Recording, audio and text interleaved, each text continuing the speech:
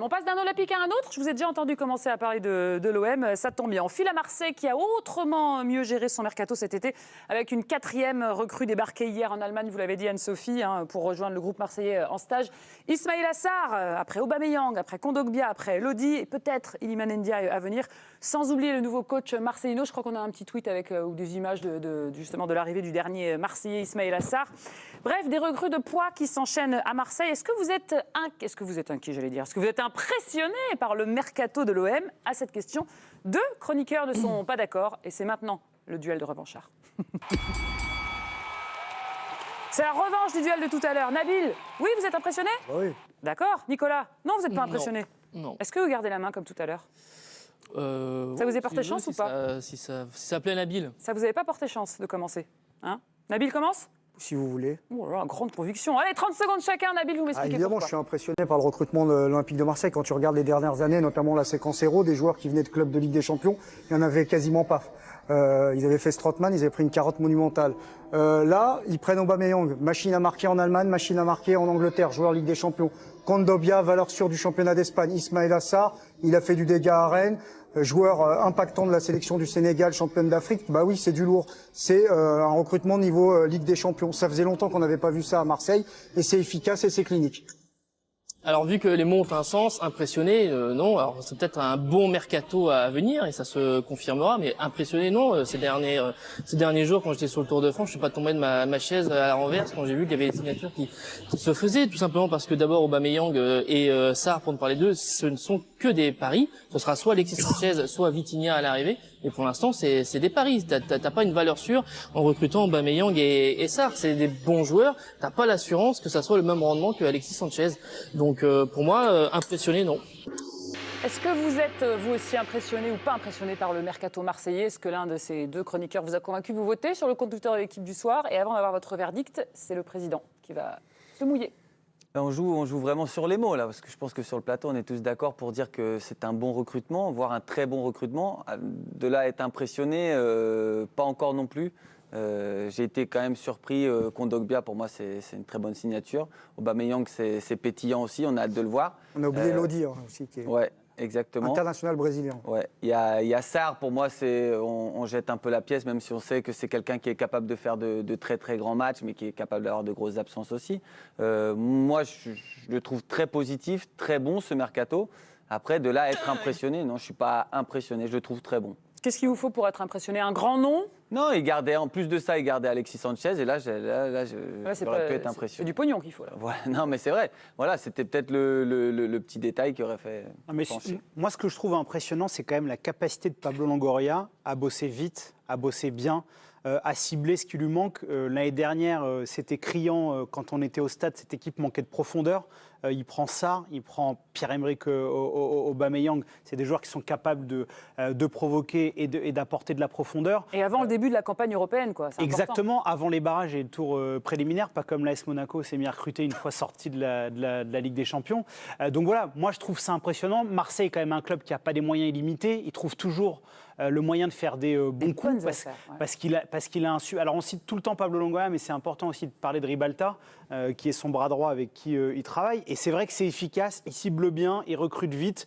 Et on peut espérer aussi que si jamais l'Olympique de Marseille se qualifie pour la phase de poule de Ligue des Champions, il y a une deuxième phase dans le mercato olympien. Et c'est pas fini, t'as raison. Et ils n'ont pas encore vendu. C'est-à-dire qu'il y a encore des joueurs qui ont une valeur marchande. Ils vont peut-être sortir Cengiz Under. Peut-être qu'ils espèrent une grosse offre aussi d'Angleterre pour Matteo Guendouzi parce qu'il y a du monde au milieu de terrain. On est obligé d'attendre les ventes maintenant. De toute façon. Voilà, et il y a aussi Iliman Ndiaye qu'ils essayent de faire de Sheffield. Je veux dire, franchement, c'est bluffant, quoi. Ils travaillent bien, ils ciblent bien. On vous a affiché les ventes. Le top 15 européen, c'est pas arraché Ismaïla Sarr et Pierre-Emerick Aubameyang. Non, mais à l'échelle de la Ligue 1. Peut-être un peu plus mots, mais Mais par exemple, toi, t'es breton.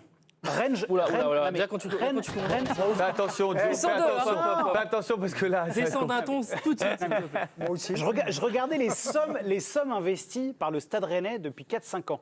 Ils dépensent entre 50 et 80 millions d'euros chaque été. Pourtant, ils ne sont toujours pas en Ligue des Champions. Marseille, il y a une régularité que depuis Pablo Longoria est arrivé, qui a souligné. Alors parfois, il se trompe, mais quand il se plante, il ressort vite. Je prends l'exemple de Luis Suarez qui arrive l'été dernier. Il repart au mercato d'hiver tout de suite. Ils n'ont quasiment pas perdu d'argent. Franchement, ils bossent très très bien. Non, mais là, il y a quand même des. On est d'accord là-dessus. Non, mais il bosse bien, Ouais, c'est un mais- bon mercato. mais Je sens que vous êtes un franchement. peu sévère. Bah, je suis quand quand Non, même. mais même impressionnant, tu vois. Bah, moi, je- c'est le mot, quoi. Ouais, Non, c'est non, il fait Lodi, du bon boulot. Lodi, on n'en a bon pas boulot. parlé quand même. C'est C'est un bon joueur. un joueur qui il jouait derrière Neymar en équipe du Brésil. Quoi. Je veux dire, bon. Oui, Est-ce qu'un international brésilien, il y a 4 mais il ou doit 5 se ans, relancer quand même, Nabil. C'est un bon je joueur. suis mais il doit d'accord se sur la relancer. dynamique. On peut toujours discuter Sur la ensuite de la dynamique. dynamique des joueurs. Ouais. Mais ils font des noms. Non, mais Ils font des noms. pour moi, c'est quand même le meilleur. Il est président, agent. C'est le seul. Il est très fort. Moi, je l'ai toujours défendu. Je le connais pas. Il te connaît Et pas. il est non très plus. jeune. Costard Zenia, chemise Dior. Et il veut vous ceinture rencontrer Hermès, comme beaucoup de Eric personnes. Pomberluti. Il fait pas- il C'est pas- bon. pas Il a une cité erreur 3 déjà marques, quand c'est tu le bon. vois.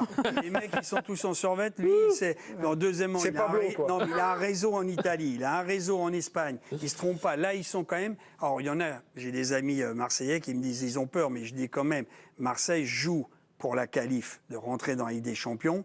C'est l'anglais ou Garcia. L'anglais de Barcelone. Ouais, ouais. Oui, Clément, Clément. Ou Garcia, puisque Eric Garcia. qui est passé par City. Ils n'ont préfère pas leur anglais. place là, et un des deux serait capable de venir à Marseille. Moi, je lui dis, t'inquiète pas quand même, ce sont des joueurs qui ont une expérience Il y européenne. a Tottenham quand même Pour sur jouer quand même à ce niveau-là, arrête de dire que ça serait une mauvaise recrue pour L'anglais, Marseille. ça serait une super recrue. Non, non, mais il y en a. Marseille. Non, mais t'as des Marseillais qui ont perdu l'anglais de vue, tu vois, parce qu'il a coulé un peu à Barcelone, il a terminé, et Garcia. Mais tout ça pour dire, moi, Longoria et Ribalta, c'est un tandem, c'est Morel-Trentin en 1970 Ah aux oui, Jeux oui. Olympiques. C'est indissociable. Voilà. Donc Comme vous le êtes un peu cuir et le impressionné. jean. Ils sont les plus forts sur la place, avec les moyens qu'ils ont. 34 millions, 4 mecs. Comme le cul et Et le c'est jean. sûr. J'adore. 34 millions, 4 mecs. Juste, alors les recrues, C'est c'est tout. bien. Petit bémol, peut-être sur les départs. Oui.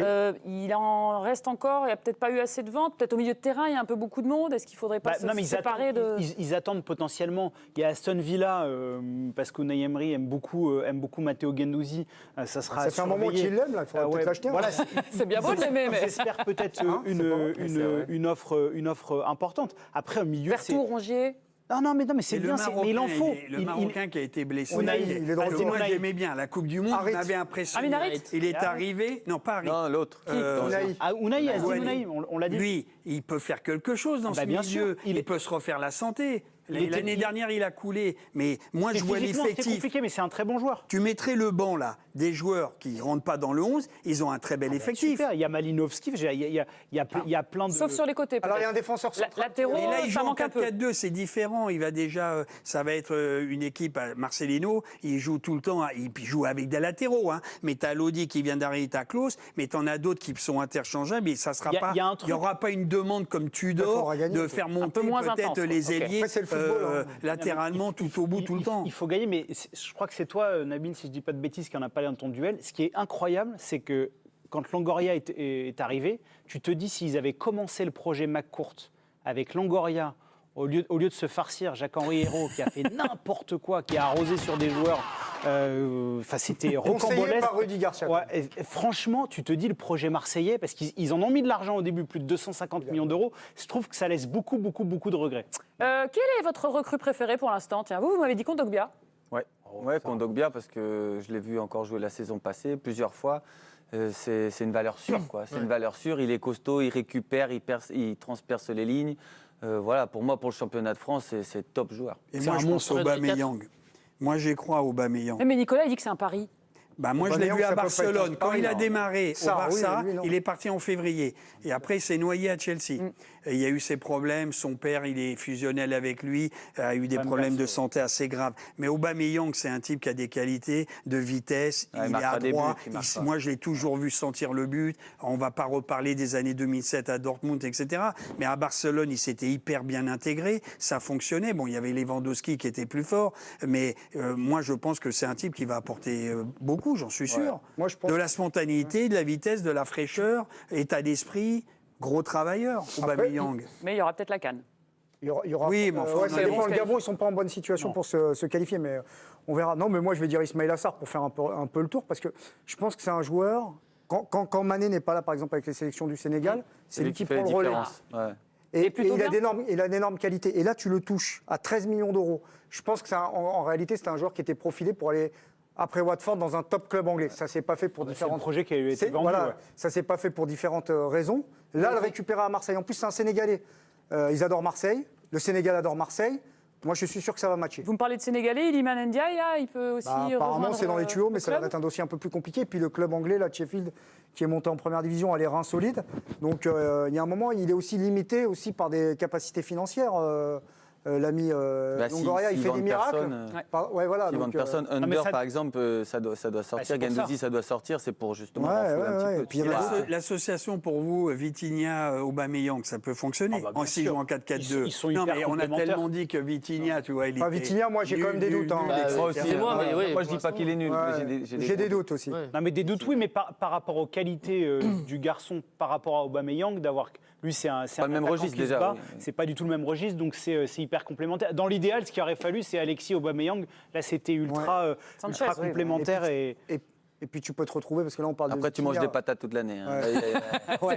Là, c'est- On parle de Vitinha, c'est vrai que c'est un investissement massif à l'échelle de l'histoire de l'OM. Le plus Moi, je suis très curieux de voir son début de saison. Il a intérêt à mettre des buts. Il a Parce mis que 2 s'il buts met en pas des buts, amical. s'il met pas des buts, t'es pas à l'abri de te retrouver avec Aubameyang, avec Malinowski à côté, ou Sarr ou un autre. On en reparle.